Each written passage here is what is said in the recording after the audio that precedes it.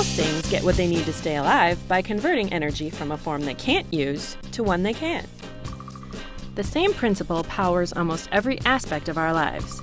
We convert the energy stored in coal and natural gas by burning it to make heat and electricity, and use oil to make things and get them where they need to go. These fossil fuels are really just concentrated forms of energy that started with the sun. When it comes down to it, coal and oil are just plants and animals that got all rotten and gross, but eventually turned into something pretty useful. As it turns out, the very same decay process that made fossil fuels is at work in landfills across the country. When trash decomposes in the landfill, it gives off methane, the same stuff that makes up natural gas. We can catch that methane and burn it to create heat and electricity.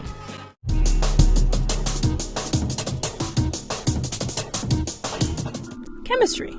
So imagine taking stored energy from all kinds of biomass like sawdust, coffee grounds, grass, wood scraps, food scraps, trees, and changing it into fuels, just like the ones we already use. At Arizona State University, researchers want to farm algae for fuel. So, Emil, what are you working on here? What is this big tub for? Now, this is a pond reactor. Algae is being grown in order to produce oil.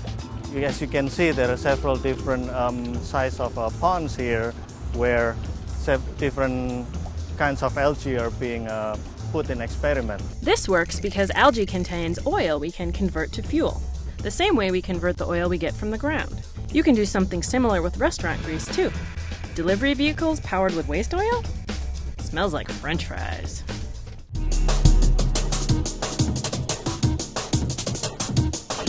There's one big problem: cellulose. It makes flower stems rigid and tree trunks sturdy. It's tough stuff, but it's packed with energy. To create biofuel from plants, you first have to convert the cellulose to sugar. To learn more, I visited Garrett Sewin, a scientist who studies leafcutter ants in Cameron Curry's lab at the University of Wisconsin. So what we're really interested in is learning from nature and understanding how these leafcutters have optimized this process of degrading all of that plant biomass into the simple sugars. If we can convert cellulose into sugar on a large scale, we've solved a big biofuel problem, because we're already pretty good at the next step, which is to take the sugars and ferment them into ethanol for your car. The team Garrett works on hopes the ants can show us a thing or two about energy conversion. Leafcutter ants are farmers. They cut leaves and feed them to a fungus they grow for food. Large colonies can go through as much as 800 pounds of biomass in a year. And in the end, almost everything is broken down, even the cellulose. The Curry lab doesn't know exactly how this happens, but they're hard at work looking for the answer.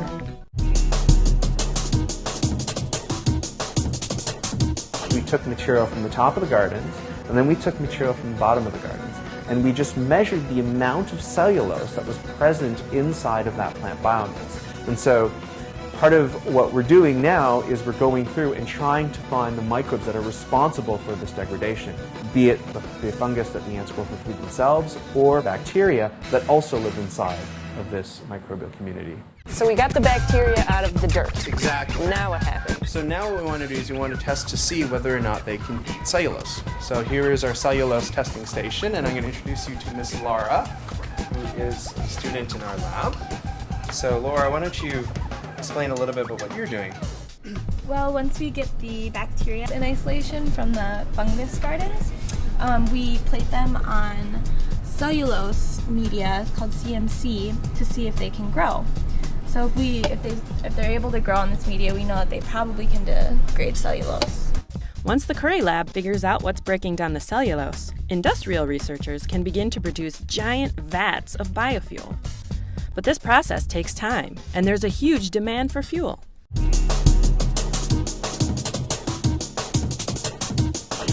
Engineer George Huber at the University of Massachusetts Amherst uses chemistry and heat to turn waste from a sawmill into bio-oil and gasoline.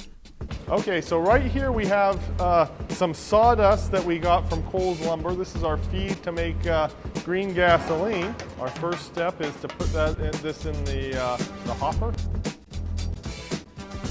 in here. And our hopper, there's a screw in here that basically turns around and injects the sawdust into this reactor. Inside, the reactor looks something like this. heat is used to vaporize wood. The vaporized wood then passes through a catalyst powder to speed up chemical reactions that turn it into gasoline. As it leaves the reactor, condensers change the gasoline to its liquid form. We're going to make the same gasoline from biomass that you make from petroleum oil. We can make gasoline, diesel fuel, home heating oil, jet fuel, and chemicals. So anything you can make from crude oil, we believe in the next 10 to 20 years you'll be making from biomass. We're always looking for better ways to get the energy we need. The interesting thing is, everyone else is too. Fuels made from biomass we were just going to throw away, like grease, garbage, and sawdust, are a great way to recycle our waste. And using things like switchgrass and algae means that at least some of the carbon emitted by burning fuel will be removed from the atmosphere as these things regrow.